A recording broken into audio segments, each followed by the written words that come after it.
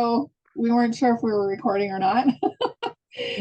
So we're going to talk about Africa today. I'm very excited. This was Dayna's idea, and she got Anina and I together to talk about Africa because Anina's in Africa.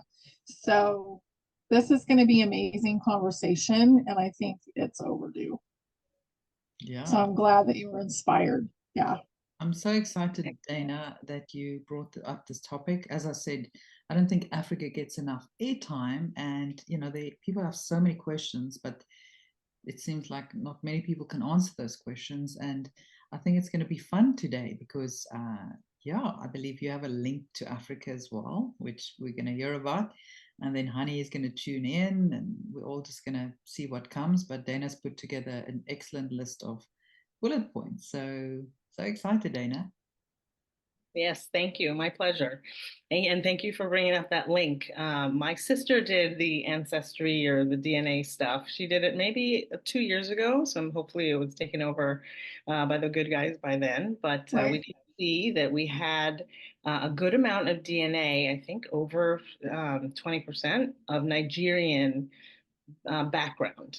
And most of our lineage comes from India on my dad's side. He's 100%, Indian from India. But my mom has speckles of Irish and Scottish and, and also Nigerian. So it definitely runs through my blood, and it's a part of my genetic line. So it's something that I've been working on healing and moving forward into the golden age. So the way I wanted to start with this is just kind of talk about Africa's resources and the real size of Africa. We decided to put a map of the world, which is incorrect, in our son's bedroom, just to get the names out there. But I told him last night this map is incorrect, and it's going to get fixed one day. So let's talk about the real size of Africa and the resources. Start with that. Before Honey tune in, I just want to say, I think Africa's size has been underreported in a very big way, because if people really knew how big this continent is, they would get, because they're trying to keep Africa small and suppressed. So if they really knew how big Africa is, and I think somebody did the exercise and actually put all the countries and how it all like fits into Africa, like the whole of China is just like a little corner. The whole of the US is just like a little corner. I mean, it's vast. It's tremendous. Mm-hmm. Yeah, it feels like it's as big as all the Americas, at least, plus some. Bigger. It also feels South like America, North America, China, like full-on countries, even Ukraine, which is a massive country, and it dwarfs everything. It's just like all of that, those countries can just fit into it. I should find that diagram. It was fascinating. Yeah, that would be great. And I did give everybody the right to share, so you can totally share it if you find it. I think there are parts of Africa that have never been seen by modern man. So it feels like the middle, like there's places that haven't been explored yet. They've been hidden. Almost like those movies where you're like, oh, well, you can't go there. You're going to get eaten if you go there. And that's actually real. There are beings and people that have never seen modern man. There's also some really intense tech in the middle of Africa. Wow. So some of the tech that has been basically hidden. So they've been hiding a lot of stuff in Africa. And that's why the people are so suppressed, because they don't want them, well, and this is in the past, they didn't want them to find out. So just like our parks here in the US, where they're hiding stuff in the national parks, they're hiding stuff in the middle of Africa. Yeah. It feels like there's like cities in the middle of Africa that they're hiding. That is amazing.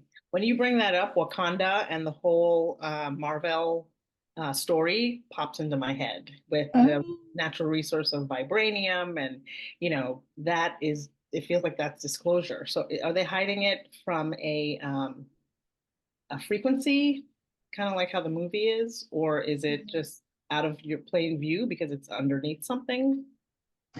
No, it feels like it's not out of plain view, but it's not in a place that's well traveled at all, but it also has almost like an invisibility cloak over it.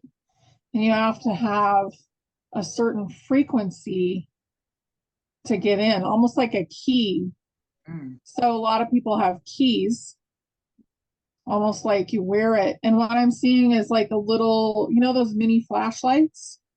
So something that emits a signal that you wear,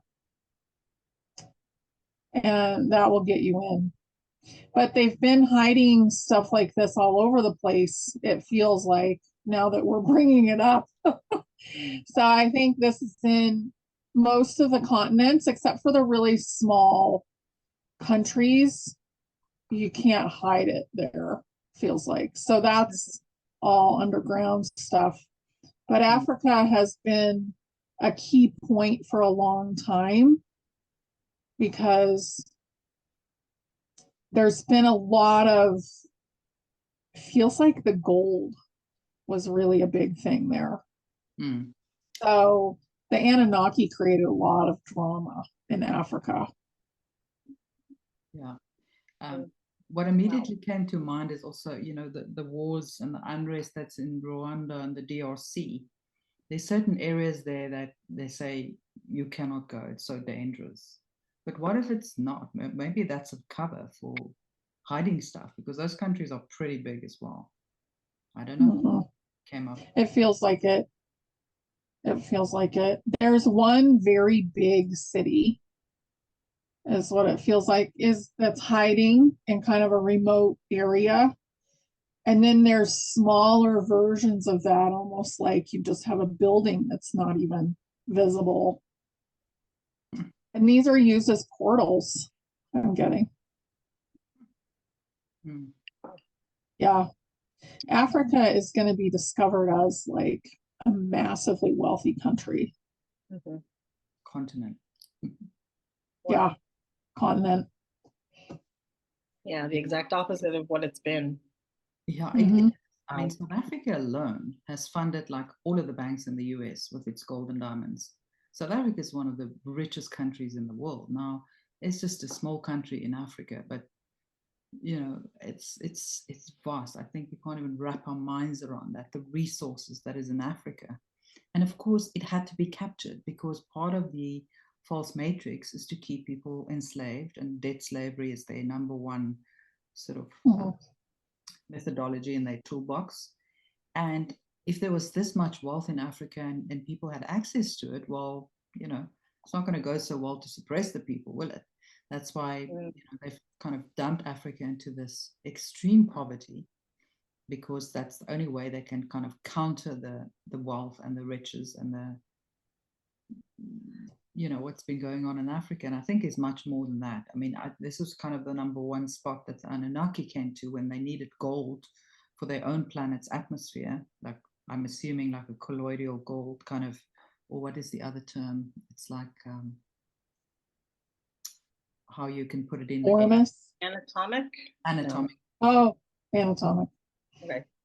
Yeah. Yeah, and we have a place called the Cradle of Humankind in South Africa, which is supposedly really where humans were created. I mean, there's a lot of theories around this, but there's a place called Adam's Calendar, which is like these stone circles.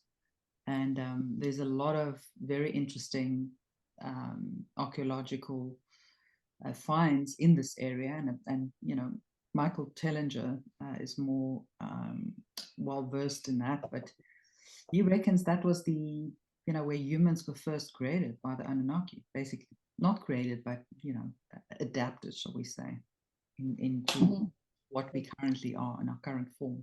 So it's absolutely fascinating. I think there's a lot of ties to Africa, and it's going to be very interesting for Honey to unlock some of her intuition around these points. But Dayna's got some excellent points, so I'll let you raise those. Yes, yes, yeah. We'll keep it fluid and just bring things up as they come. I'll make sure I attack all of the bullet points I have. So the ancient tribes of Africa is one of the other things I wanted to talk about. Kind of go towards the beginning of this. The Zulu, the Maasai, the Hutu. I'm sure there's many, many more that I don't have the names of. Those are just some of the main ones that when you hear them, you've heard them before. But just to talk about the tribes, how they interacted with each other, how was it in ancient African history? So In our country go alone, ahead. sorry, before Honey, we have 11 official languages because there's so many tribes here. So there's a lot. But Honey, you let us know what you see. Well, what I'm getting is that they were basically, so the Anunnaki started experimenting, and because of the amount of myelin, not myelin, what is that called? Where your skin is darker. Melanin. Melanin. So sorry. Okay. So where the melanin interfered with the whole screwing around with the DNA. So the more melanated you are, the more Sumerian you are. It feels like they captured a few Sumerians and really messed with them. But also, humanity was created as a soul group already. But it feels like humanity inhabited Sumerians first. So they were more pure. They also got angry with the Anunnaki and said, "We're not mining gold for you anymore. Screw you," kind of, like they went on strike. And I feel like a lot of them got away with that, but there were a few that didn't, like they got captured or something. So it was like an ongoing war, feels like. So it feels very messy. It feels different on different timelines, but there were a lot of messing around with the DNA. And they also kept splicing their own DNA into the human DNA. And they kept making us more pale so they could manipulate more the DNA. But what about let's say, the pH influence? Because there were a few different genealogies in that human DNA, right? Yeah. So maybe they just put more of this, less of that. They kind of mixed it up and they experimented with, and they also needed to make sure, obviously, that the humans were very strong, smart enough to carry out the work, but that they would be obedient, that they wouldn't start rebelling, and that, like their first set of work is the Sumerians. So, well, they used a lot of frequency for that and resets for that. So that was a big thing. And then I also keep getting a hint of gray. So grays were also human to begin with, the tall grays, and they destroyed their own world. So that parallel was not very pretty, but then they wanted to basically rehab their species. So I feel like at some point there was some kind of influence from them as well. That feels a little more recent, but it's like they were sneakily getting in thousands of years ago. Or maybe they were time traveling back. That could be some too. people believe that the Greys are us from the future. So there's in a different timeline where they actually did sort of let go of their bodies and became like cyborg little robot, human robots. Yeah, it's a different timeline. So I feel like they've interfered over multiple timelines to try and get more DNA. And a lot of the agreements that had to do with DNA were because of the Greys and what they had done to their civilization. So they were kind of like chaos people, like, you know, they'd gone to the point where they were fourth density. And fourth density is the chaos point before fifth density. So it's like a scary place. I mean, that's what I would classify as kind of like a nightmare, especially in the lower part of it, like the more intense part of it. You know, that would be more like hell to a human being. And that's where they lived, you know. Yeah. Yeah. And they also wanted to make sure we wouldn't get old enough to actually catch on to what was going on. So they shortened our telomeres, and of course the 95% of junk DNA, so called, that we actually have. So they deactivated all that DNA, and they, you know, they destroyed our pineal gland. Well, not destroyed, but I mean, they really suppressed that. So isn't it magnificent that humanity, despite all their best efforts, actually evolved out of it and is now busy switching on all of that junk DNA? Yeah. And actually really rising up to whole new heights. Yeah, and it's been tried many times too. And we're finally doing it. And that is basically because we're willing to heal, not just as humans, but also as souls. So our humanity part of us, which is a soul group, and that's, we have a human soul, and then we have this big soul that's come in, that's been around longer, that's saying, hey, guess what? You don't have to be in this anymore. Let's move forward. So it's like changing the frequency of humanity. But the souls weren't really willing to heal before this. So because the big souls are healing, and everybody, all the soul groups have pretty much healed at this point, to the point of being ready for the universe of love, you know, in that frequency. And now it's just humanity that's elevating into it right now. Yeah. So maybe we can just touch back onto the melanin.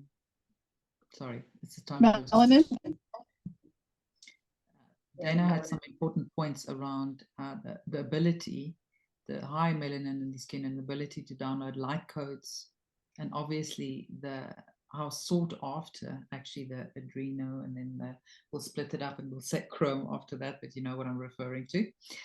How in demand that is also on higher melanin kind of kids' blood, right? Dayna, you want to?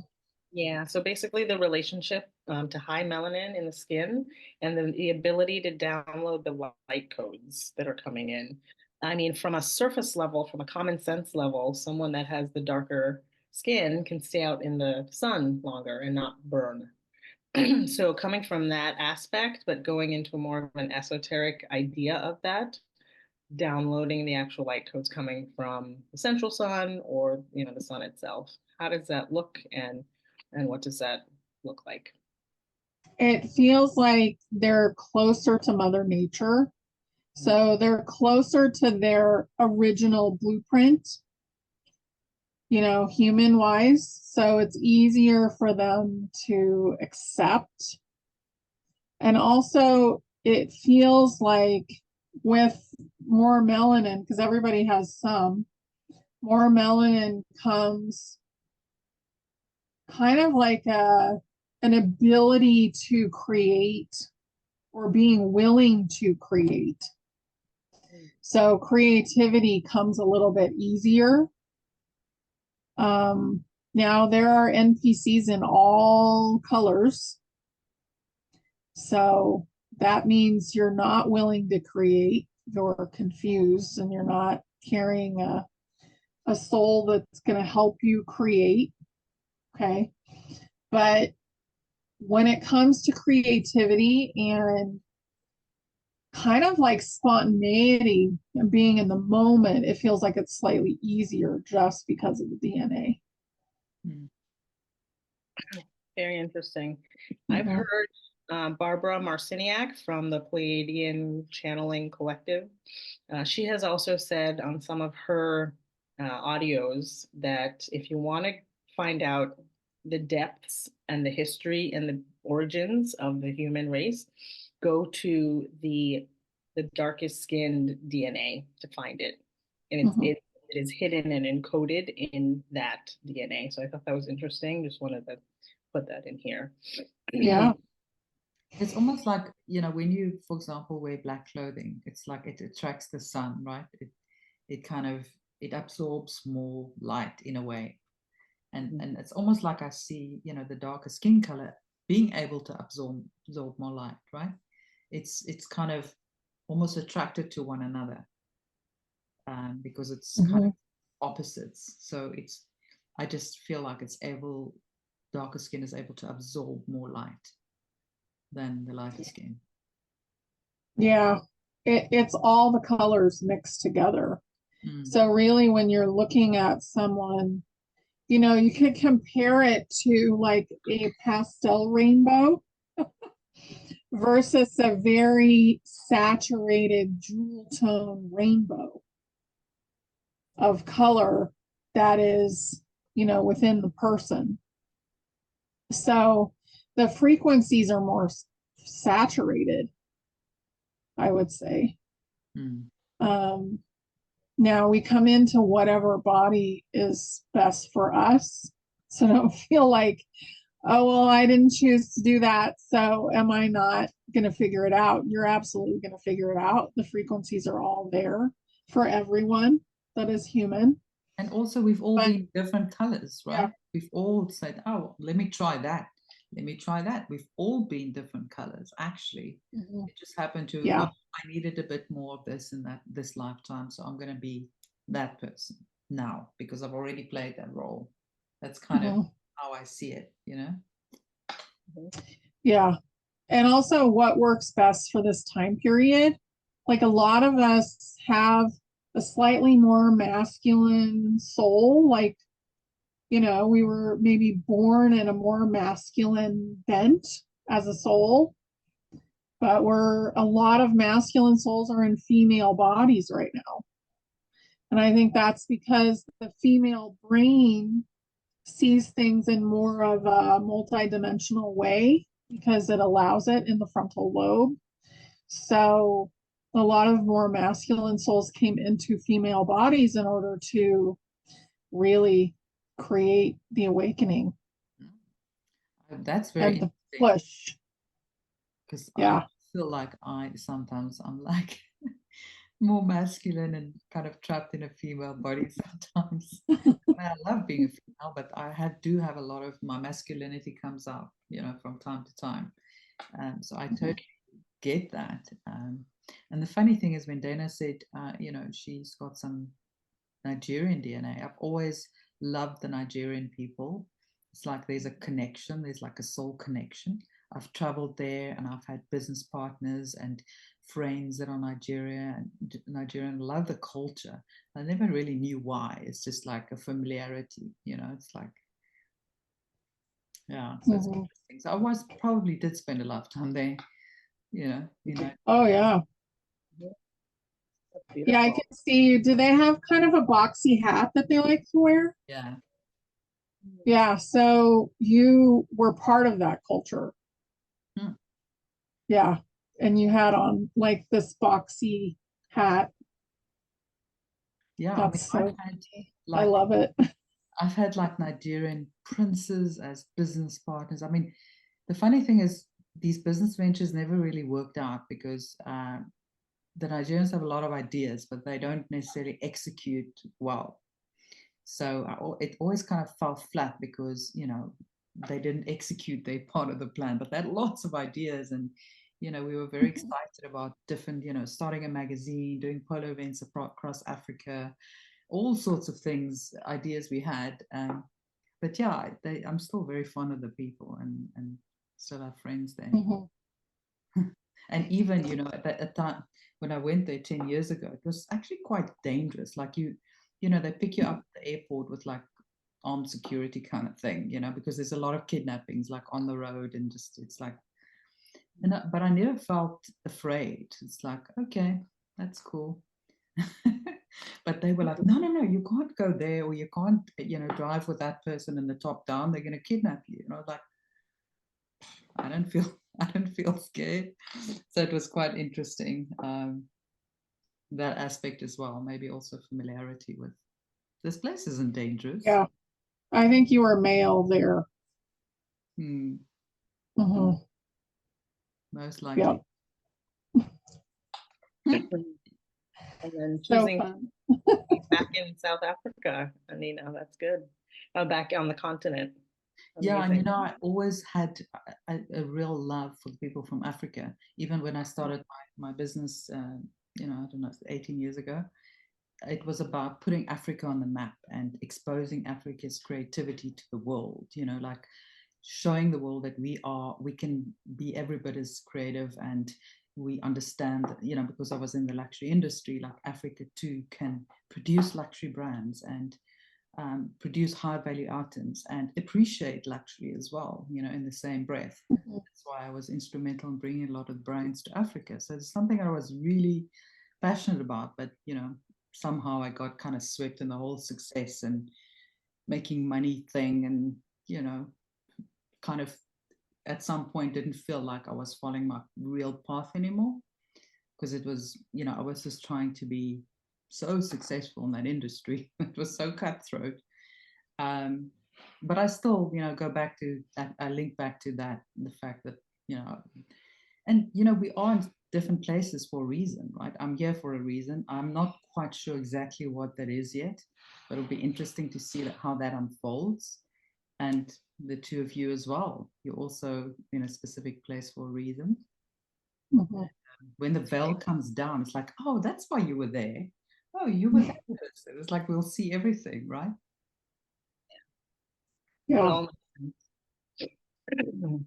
So when it comes to some of the culture of Africa and the history, just to transition from the tribes into the history, I read somewhere and it really resonated that when you're born into the tribe, they make a song for you. And they Mhm. sing that song to you throughout your entire life. And then as you move into adolescence and maybe you make some mistakes or you steal from someone, instead of putting you in jail or detention center like we do in modern society, the whole tribe gets together and encircles you and sings your song to you. To really bring you back home to who you are and why you're a part of the community and things like that. So I find that absolutely beautiful and something that Mhm. hopefully we bring back in the golden age. Oh, I love that. Because it's like Gorgeous. your unique frequency in a way, which Yes. Yeah. translated into a unique song. And so that is your kind of blueprint. And then they remind you, this is your blueprint, not whatever you're doing over there. Come back to yourself. I love that. Brings you back home to the tribe. And now let's talk a little bit about Ethiopia, because I know that the 13-month calendar is how we started out. And I believe that they still continue it. They also saw the truth about 2012 really being 2021. So the 12 and the 21 was inverted because as we look at 2021, that's really when everything just collided and crashed. Oh yeah. And that 2020 vision that most of us woke up fully in 2020. I know I politically woke up in 2020, was about to vote for the wrong candidates, and I ended up voting for the right ones. I had been voting wrong my entire life. But anyways, to leave that on the side, with regards to the Ethiopian calendar and the Bible, just to their Bible, just to talk about that and how it's been intact for them for so long. So I'm kind of wondering what their year is right now. Mm. Okay, so they're in 2017 right now in Ethiopia. Okay. So 2021 would be basically, we're really on the way to the golden age for them, like in 2021. So that's 4 years from now. actually more like 3, like we're 3 years away. We're also 3 years away from 2027 for Right. us, which I always get is the closing of the doorway for the decision, are you going to ascend in your body or not? So basically that's the true beginning of ascension. So they have it correct that 2021 for them and 2027 for us is the beginning of, and we're in ascension now, everybody that's chosen to be, but that's the true, like, we're ascending as a group. We're all ascending because everybody will have made their choice, whether they're going to do that or not by then. And that feels like, honestly, it's going to start at the beginning of that year, which that year may begin in March. At this point, we may already be back on the correct calendar by then. I feel like that's pretty probable, actually. Mm. So it's going to be a really interesting time over the next several years, because this year and spring will also be like a reorganizing of everything. So they really knew what was going on. The Bible itself feels like one of the most accurate Bibles. This is why they were attacked all the time, too. They have a lot of knowledge that's still hidden. Yeah, a lot of the books are still hidden. Bible. Yeah. And one of the first things that popped in is that could be an origin for Jesus.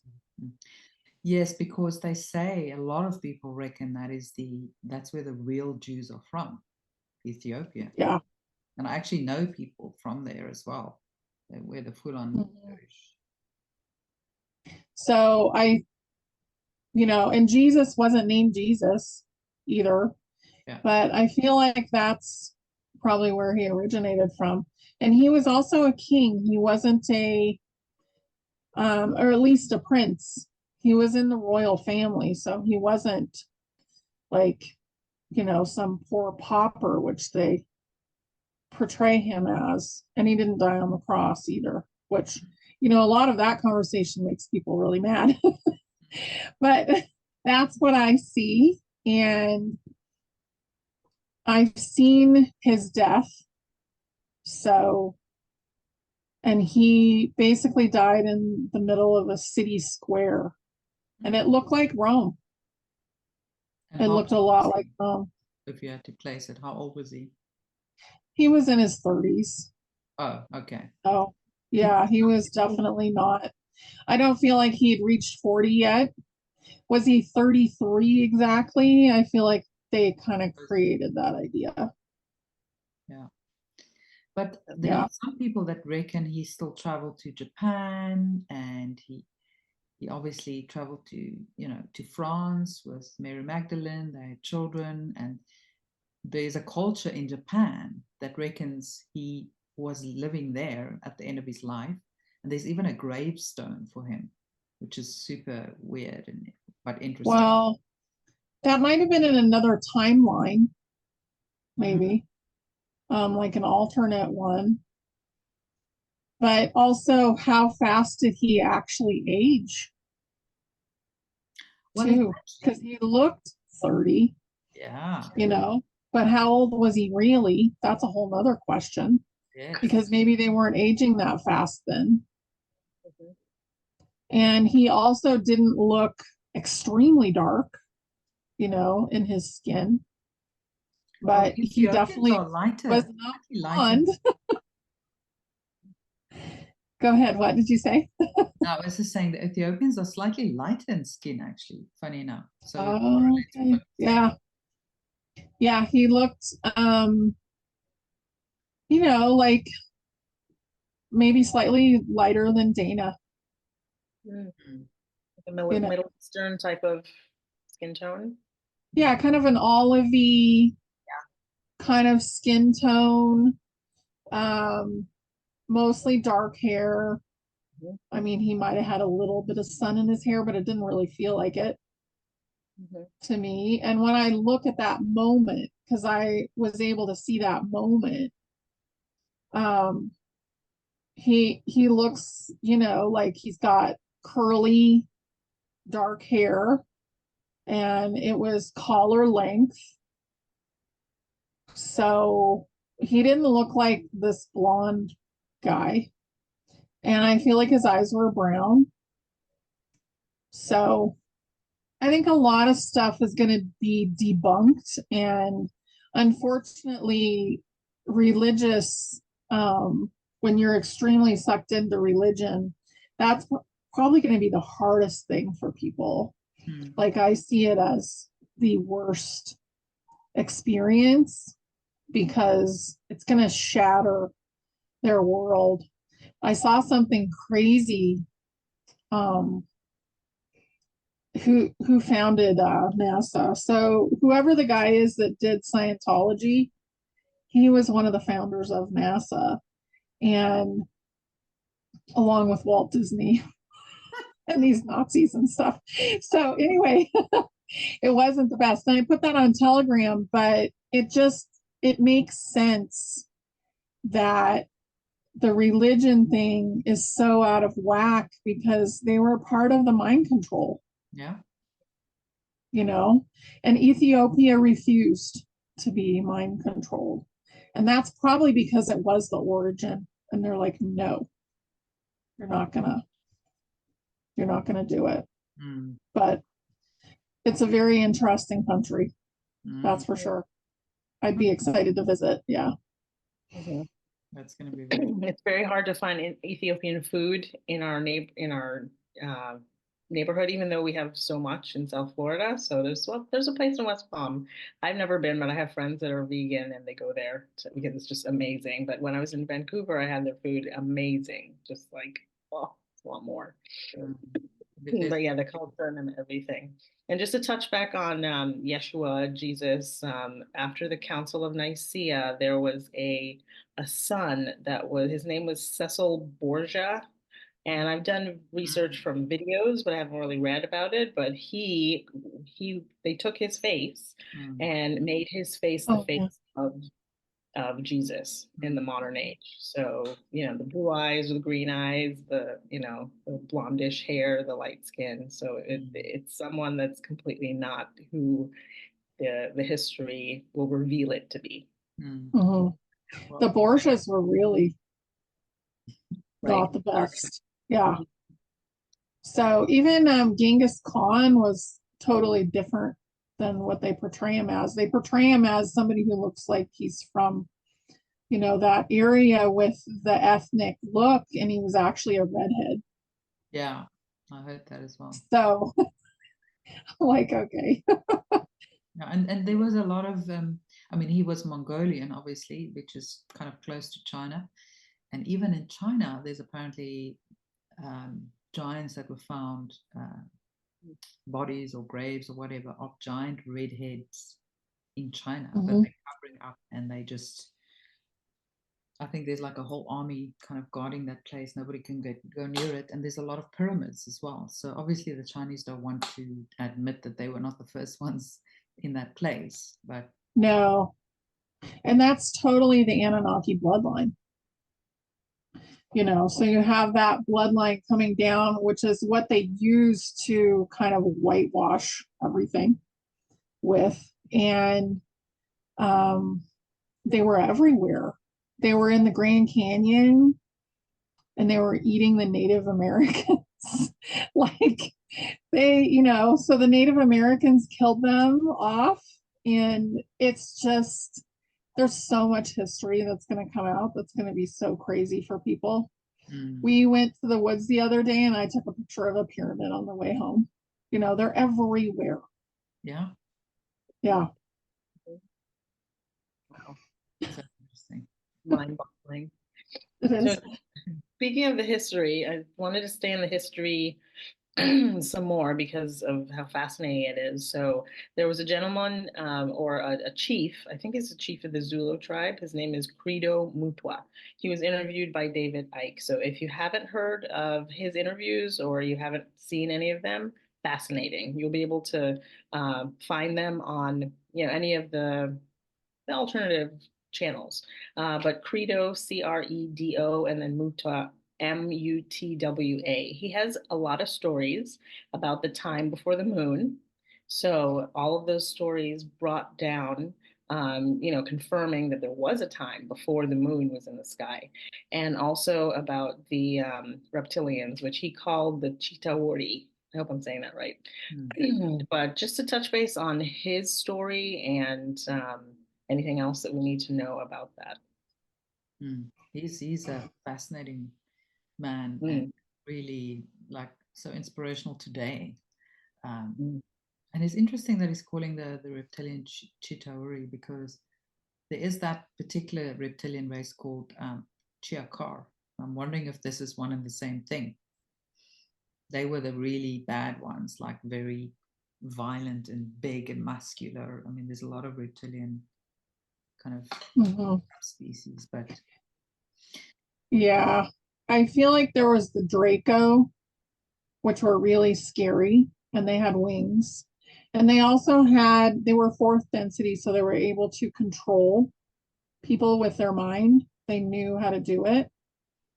However, the reptilians, I feel like, that have been here for a really long, long time, that actually look very much like a lizard, kind of a humanoid lizard. I feel like they kind of hid most of the time. They were almost under control, just like humanity was.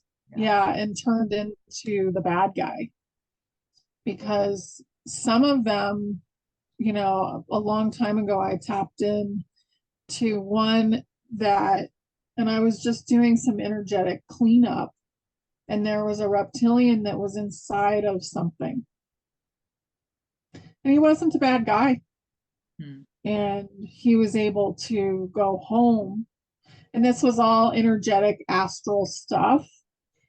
But we really have, they've been turned into the most negative, when I don't think they were really meant to be as negative as was portrayed. They were also controlled by the AI to a large extent, so they have also been tampered with in a way and mind controlled, as you said. So there is that worker class they also have like a caste system. So that Chiakar or the Chitahuri probably is, that worker class, the army, so to speak. And they are mind controlled, and, all of the emotions, they don't have the ability to have compassion or feel emotions. And that's part of why they're such effective fighters, I guess, because they don't feel anything for the enemy. But yeah, when we truly realize that even they were manipulated, it's going to be interesting. Yeah. Well, and if you think about the whole sacrificing the virgins to the dragon, that kind of makes me feel like they went to a reptilian, but it feels more like a Draco reptilian in charge than, I mean, basically you can look at them as like bees as well, so you have the queen bee and you have the worker bees, and then you have the drones. And it feels like they were more like drones, most of them. And they were seen as utterly disposable as well. Yeah. Fascinating. So now that we have talked a little bit about that, with regards to the colonization of Africa, as we look at Africa, there's been colonization across all of Africa, but I want to specifically look at Rhodesia, which is now Zimbabwe, because it's one of the best explanations that I found. So you have Cecil Rhodes, who went in, definitely, a dark cult participant, went in and colonized what we knew as Rhodesia, which the name Rhodesia came from his last name, Cecil Rhodes. And the name was changed eventually to Zimbabwe. But just wanted to talk a little bit about the colonization efforts, which created the suppression of Africa as we know it. Mhm. Mm-hmm. That feels like it was a jail. You know, the first thing I saw was one of those wooden fences that goes like all around. So it was like an ancient jail. Mm. And Zimbabwe had a lot of Mhm. wealth as well, have a lot of wealth, as we know.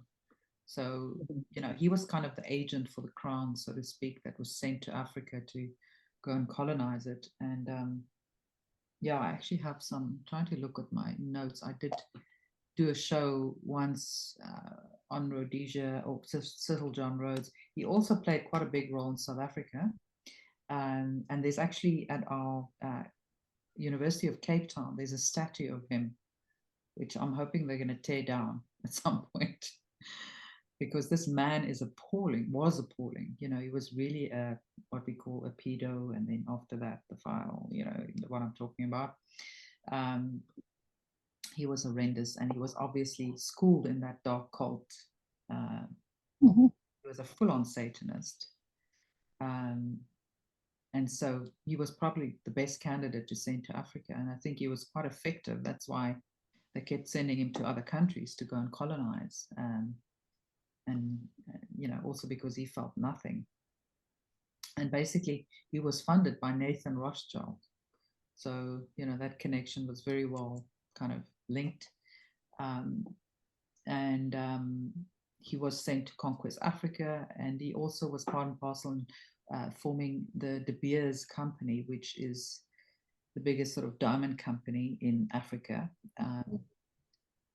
And that became also part of the Oppenheimers, Anglo-American, and there's a whole sinister web sort of, you know, been spun. And, you know, we can go way back with when the British colonized South Africa as well, where they were actually going to be defeated by the farmers, by the Boers, who weren't professional military at all. And then they took all the wives and children and they stuck them into concentration camps. And that was actually the first concentration camps. It wasn't the Jews. It was an old playbook. And the Boers couldn't take it because their wives and children were starved and tortured. And that's how the British actually won South Africa, that war, the Boer War. But yeah, he was quite the piece of work. Yeah, he feels like he was taken over by a riddle. Yeah. He feels really hollow. Yeah, I'm sure he was So, very well prepped for that conquest, meaning his soul was sent elsewhere. As we know, that happened to the royal family. The soul and the role came in, and he was totally programmable, just like them. Yeah. Yucky. Yeah. So I think that's why Africa has to be taken care of first, like with a lot of the things that are coming. I think a lot of the countries that are the Western countries will go in and help build and go in and do things to help Africa basically be lifted out of the poverty that they've been suppressed into. And that will happen in a lot of the countries where this is going on, not just Africa. Like Venezuela is, you know, there's so many. Argentina, yeah. So all those countries are going to get assistance, not just from humanity, but also from the ETs. And some of the basic needs, like just water, just clean water, first thing that has to be worked on. You kind of take that for granted wherever you live, even though ours is somewhat fluorinated, depending on where you live. But yeah, the water aspect is most important. And the sad thing is that there's more than enough water in the earth, like inside the earth. There's no scarcity of water at all. And they know that, but it's one of the control tools. And maybe that's also a nice segue into the ZIM notes and the humanitarian projects, because the ZIM bonds, as they call them, is specifically also to rebuild, that country, but also other projects, but predominantly to rebuild that country. And I don't know if you guys, that's another point that Dayna brought up, what you guys think about that. Oh yeah, I think it's absolutely happening. And it will happen all over the world, but it will happen in Africa first, like there's just a lot of lack of buildings there. It feels like a lot of the buildings are made from straw and, different things. And also there's a lot of desert that doesn't actually need to exist. Like it could be green. So the regreening of Africa will be another big thing that happens. And that will begin with a lot of efforts from humanity planting trees and also allowing the weather to stabilize there. So there may be even some weather modification in that country and some of the other countries that are so barren, and parts of the US are like that too, because we're really supposed to be in more of a terrarium type, setup. And the oxygen, we will gradually have more and more oxygen.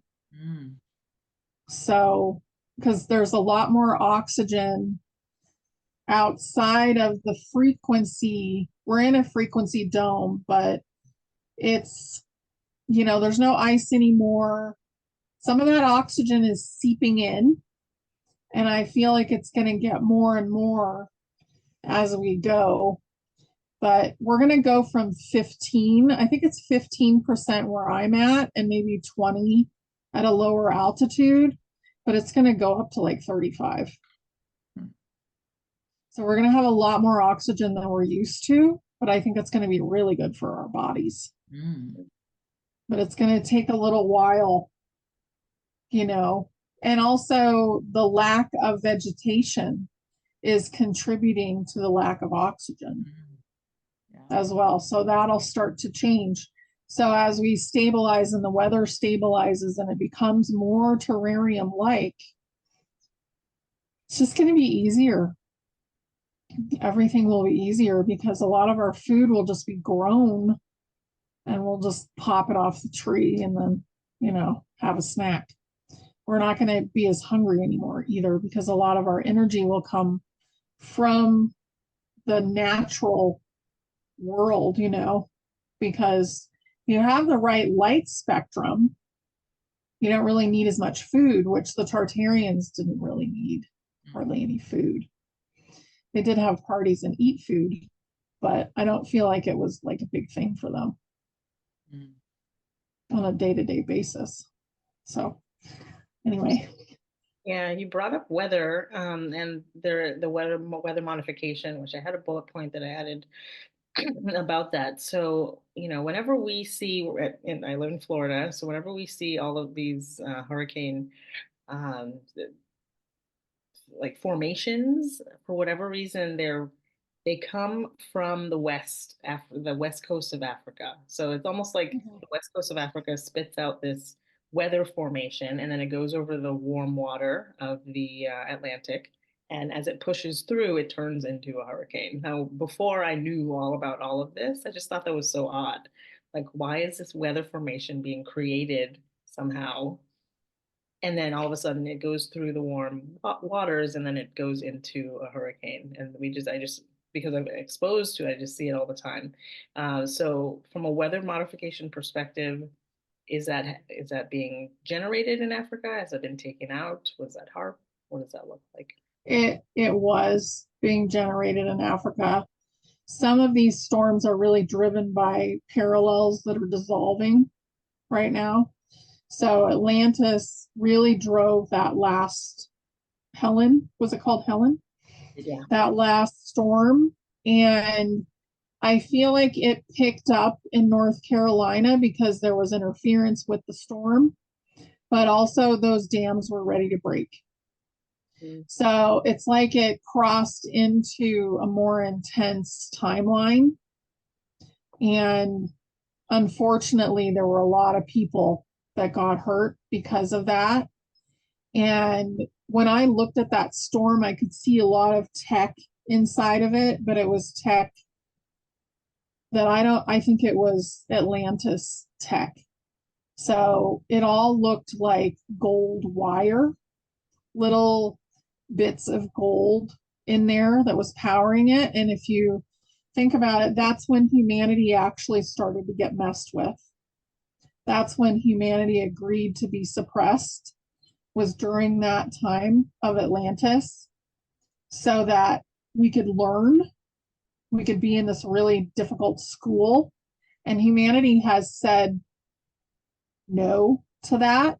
And I want to say like a dirty word, like the F and no to that at this point. Like humanity has said, we're done. And I think that energy culminated in that, got that storm started, and it was in a pattern. But I think there was some things at the very end that were interfered with. And those dams were just ready. They were so ready to go. So that really contributed to the loss of life. And it feels like a more intense, lower timeline. And right now we're all smushed together. So we're seeing a lot of really rough things happening as we get ready for this flip. Yeah. Mm-hmm. And as I'm sitting here now, Monday, October 7th, we have a hurricane named Milton that is supposed to come through. My husband works for one of those big banks, and they're closing tomorrow. So we'll see what that looks like. But yeah, I'm ready to help these things get dissolved and really push, because we're the creators, the fake creation, I'm over. I'm over it. I'm ready to come together, and instead of instilling more fear and creating a bigger category, whatever it wants to be, hurricane, to bring it down to a tropical depression. So yeah, just a talk about the weather. Before we move out of the yuckies, go Maybe ahead. if I can just say, if we can call on everyone to just send their love and energy to that hurricane and to bring it right down. Maybe everyone can set the intention for that to happen. I think that would be beautiful if we can just collectively bring that down. Yeah, and we can. So if you guys want to concentrate on that, I would say that's a beautiful thing to do. That's a brilliant idea, Anina. So just kind of let it dissipate in your mind and send love to all the pain that it was containing, because it felt like there was a lot of pain in that hurricane. Well, thank you for that. Yes. And that envisioning practice, tried and true. It happens constantly. Now, before we move out of the yucky stuff, which unfortunately Africa does have a lot of that, I just want to bring up one of the last bits, the DUMB of South Africa. Now, from the research I've done, following Gene and then Decode's work, he does say that the South Africa, the whole underbelly of South Africa is a deep down military base. So I want to find out a little bit more about that. It feels like it's cleaned out, but it was one of the hardest to clean out. The numbers were mind-boggling, to say the least, and the numbers were never offered. But if the number pops up as 1 billion down there, I wouldn't be surprised. So what does that look like? It looks like catacombs, and it is cleaned up as much as they could. There are some extremely deep catacombs, and I feel like they just ended up having to block them off. So they will eventually just end because they can't get out anymore. but also Inner Earth is dealing with some of that. So the frequencies will basically end the inside of what's going on in there. The frequencies will change things. Yeah. But it's one of the deepest places, feels like. And some of them are really, like, they're so deep that when you come out, you can't function Yeah. in the normal, oxygen content or the density because they're so deep in there. Yeah. And the people who live and work down there, like the baby factories, the women that are forced to live their lives there, they've completely adapted to that environment so that if they come to the surface, they can't actually survive. They've never seen light, like natural light, in their lives. So they, it's really, really horrific stuff. And I always wonder, how does the energy of that affect the people on the surface, because actually some of the friendliest people, the warmest people live in South Africa and Africa. People are extremely warm and friendly, as opposed to when you go to Europe and people are just downright rude. I mean, forget about smiling at giving anyone a smile on the subway. It's like, what are you looking at? But in Africa, people are just warm and friendly as by nature too. I'm generalizing, obviously not everyone. Mm-hmm. And live, a lot of the African tribes live by the philosophy of Ubuntu. I am because you are, and that is the whole sort of we are all one kind of theme for me. Mm-hmm. But I'm just wondering how that actually affects the people. I mean, it must also energetically kind of suppress their consciousness in a way as well. I mean, I say they, but I mean, I'm living here as well. Yeah, a little. Also, it keeps in the mode of basically being stuck in a certain kind of environment. So lacking vision to go further. I mean, they absolutely have a ton of love, which it feels like there's non-judgment quite a bit going on there. But it feels like it's hard to get to a higher frequency, like a really high frequency, when you're right over the top of those things that are happening. So it's been really important to clean those up because it's been affecting not just the beings in there, but everybody. Yeah, and it feels pretty clean. I mean, the things that are going on that are still there, they wouldn't survive on the surface anyway, these people. And now they're cut off. So any souls, any consciousness that is in there will be able to come out and be free of it after this is over for them. So it's almost like it was too impossible to deal with. So they had to just block it. Yeah, makes sense. It actually comes to mind now. I was doing an interview with a lady from Cape Town. This is maybe a year or two ago. She's actually a QHHT practitioner, and one of her patients was several of them were bringing information forward, like, maybe they were supposed to go into their own regression, and somehow the information just started flowing through them. And she was talking about a war on Table Mountain. I think when was this now? In the 80s or 90s, or I don't know, I can't remember. But there was a big war with the reptilians going on in Cape Town, and there was mass casualties. But it's possible that there was also some sort of timeline shift, but somehow a lot of people still held that trauma in their bodies, even though we shifted timelines. I'm just thinking of that now as well. It had to do with trafficking as well, and taking people off planet, and so it was a big war that raged on top of Table Mountain. Yeah. Well, and it was like a big discovery but anybody who remembered it was basically taken care of too, because the timelines are shifting constantly. Mm. There was another timeline, I want to say 1988, that was very, and it was like a big timeline, and it was not going to make it to Ascension.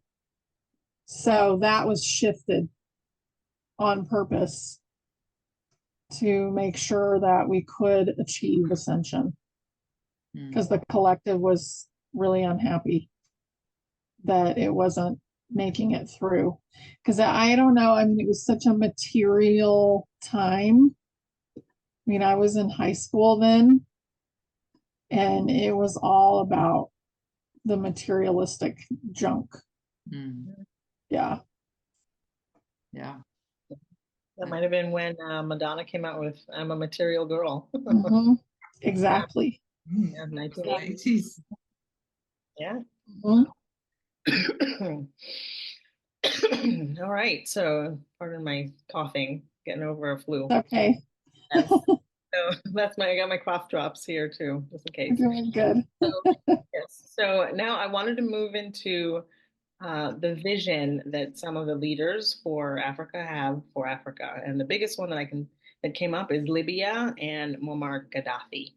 So in a speech to the UN, he was very awake and open. He in September 23rd of 2009, he did say in a speech to the UN, capitalist companies produce viruses so that they can create and sell these jabs to make a profit. And he's saying this out loud. So under Libya, under Gaddafi, there were no electricity bills, no interest on loans. Housing is a humanitarian right. So he made sure that was a humanitarian right.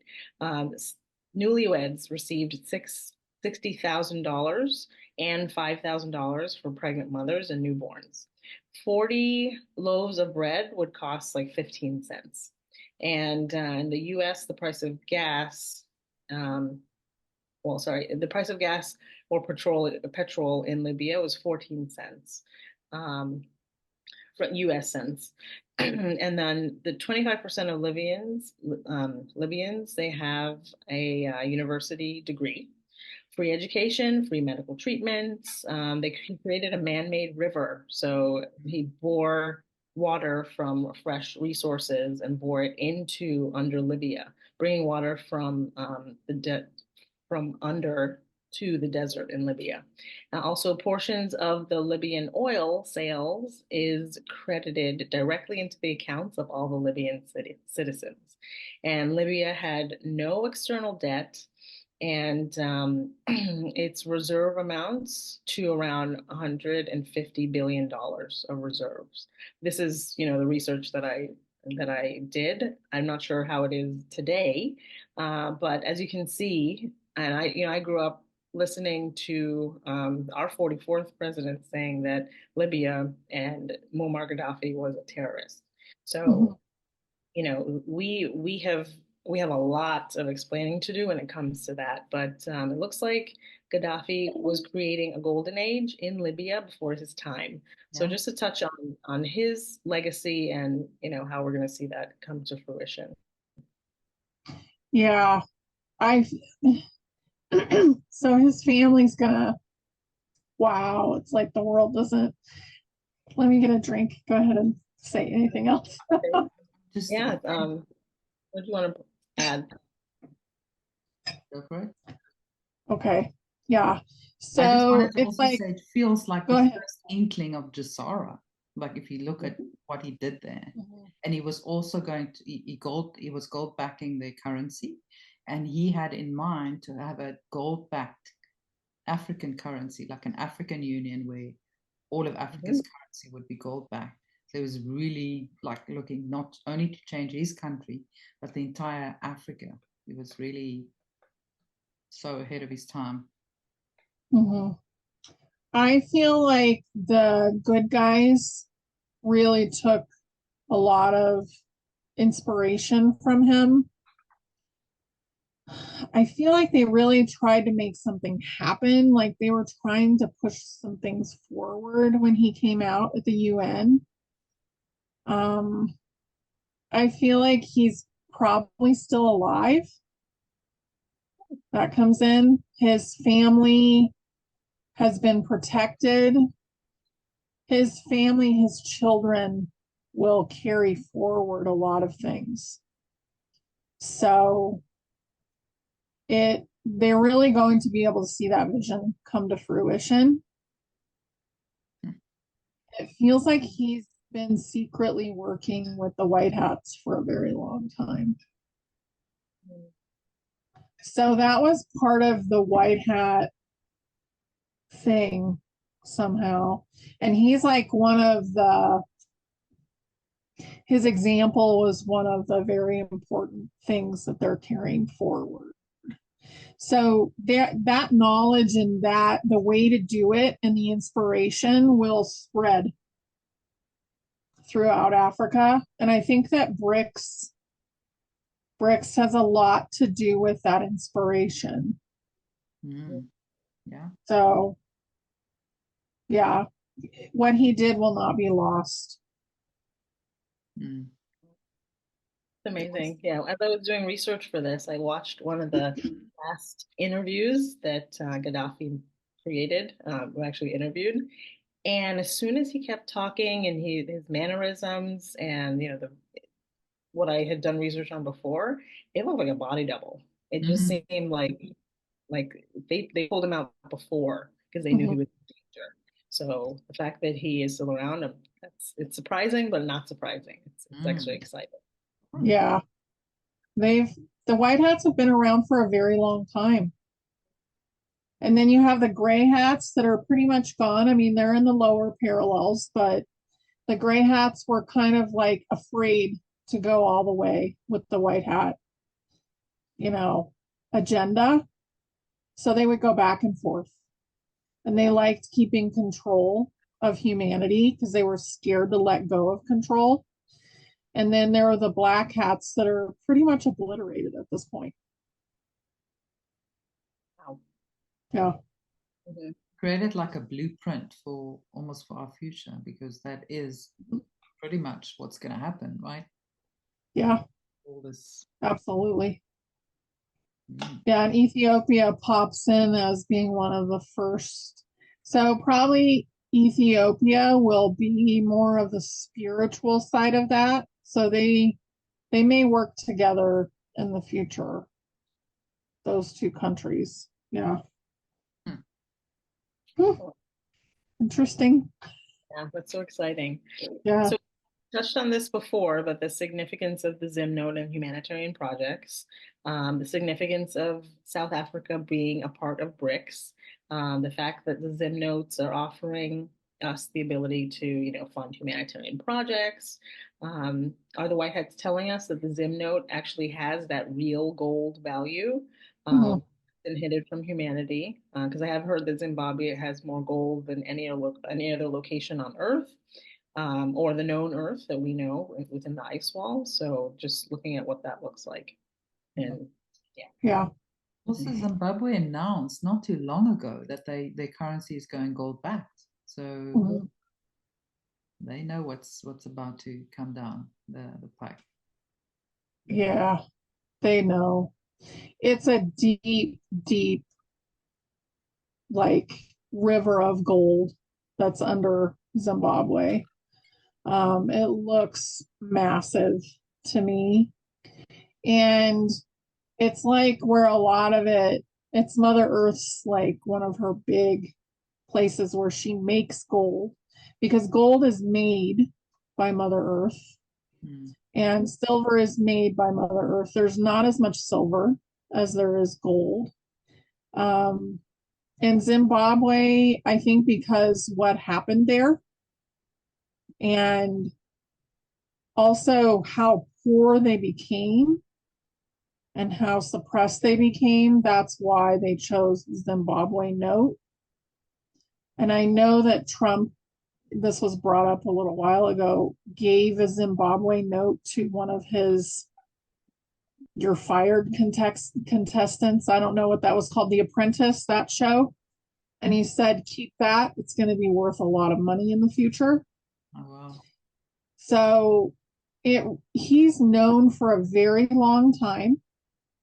He's been part of the White Hats for a very long time. The agreement to become president, I feel like that was a massive decision that he made, but he was kind of groomed for it. So I just feel like we're on the precipice of something massive right now. And the Zimbabwe note, most of the money that from your Zim note will go back to Africa. And Zimbabwe will not only use that money for themselves, they will spread it out through Africa, but a lot of it will go back. I would say the majority of it will go back to Africa. And then the rest of it will be for humanitarian projects around the world. And then 10% of it will be for your own use if you have a Zim note. So it will be more money than you could probably ever spend, that percentage. And I think most people will probably use it for projects that maybe they think of later. And also inventions keep coming in. Like we're going to invent a lot of stuff from the new technology, because the new technology is actually really old technology. So we will learn new ways to work with that tech. It's just going to be kind of an amazing explosion of new things and new experiments going on. And also realizing that we are consciousness in a body. So as the veil goes, we're going to really experience who we are versus kind of this physical idea that we're only physical. It's going to change a lot of things as we keep going through this. Yep. And coming out of survival mode is the main thing. That's the main purpose of all of the wealth coming back to the people.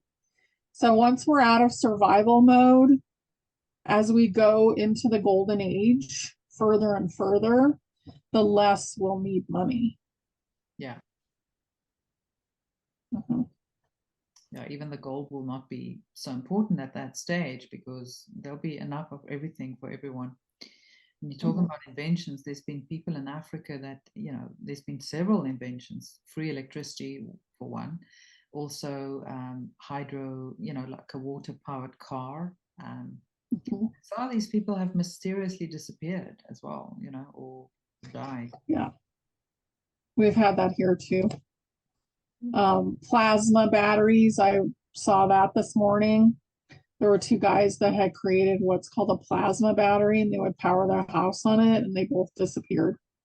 Sure. So it really is, nobody that's bringing free energy to the world anymore is disappearing. And that's your clue that things have changed.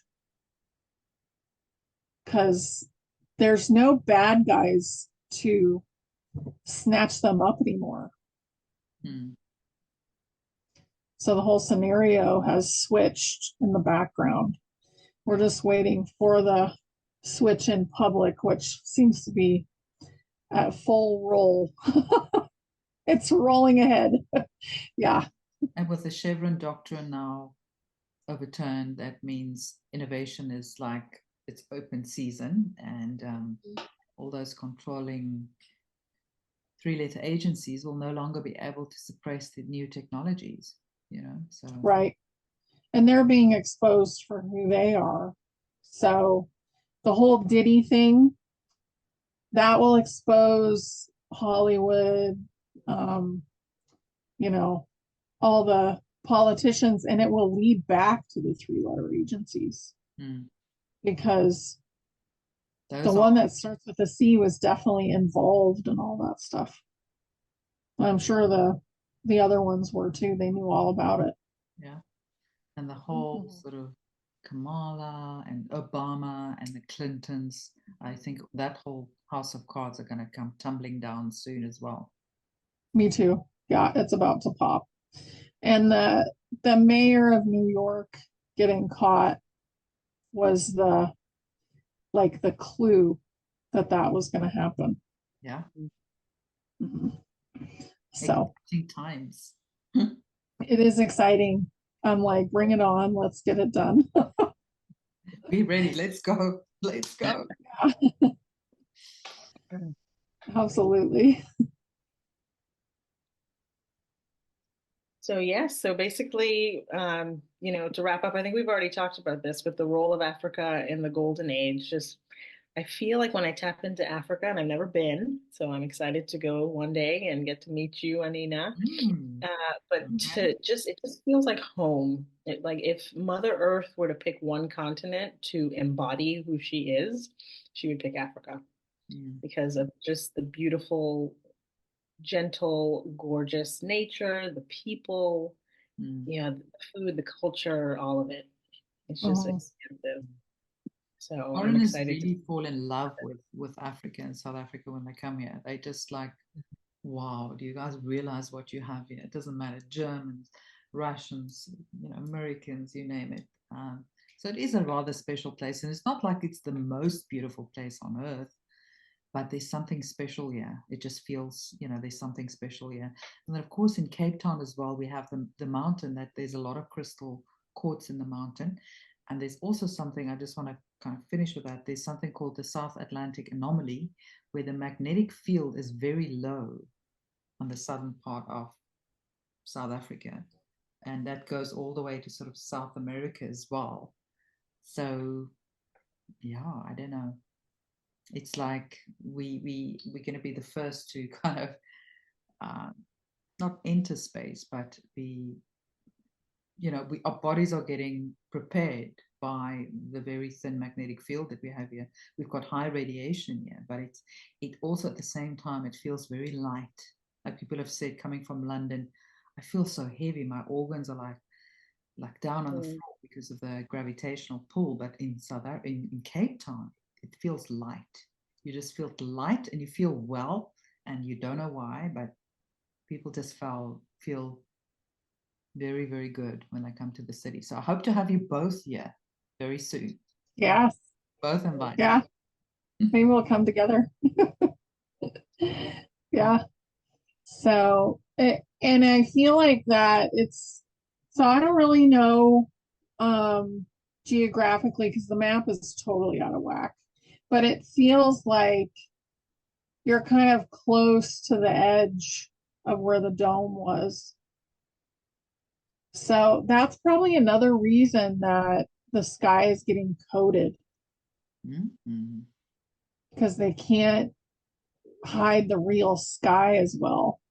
And I've seen some really interesting things lately where you'd think it was a chemtrail, but it was more like a crack in the hologram. Yes, I've seen those. Yeah. So I'm so excited for the future and for humanity to be free and to just play together again, because that's what really creates is the energy of joy and play. And coming out of survival mode is what's going to create that. The golden age. Can't wait. Here it comes. Thank you so much. Thank you. This was beautiful. It was beautiful. Thank you so much for thinking of it, Dayna, and bringing questions. Yes.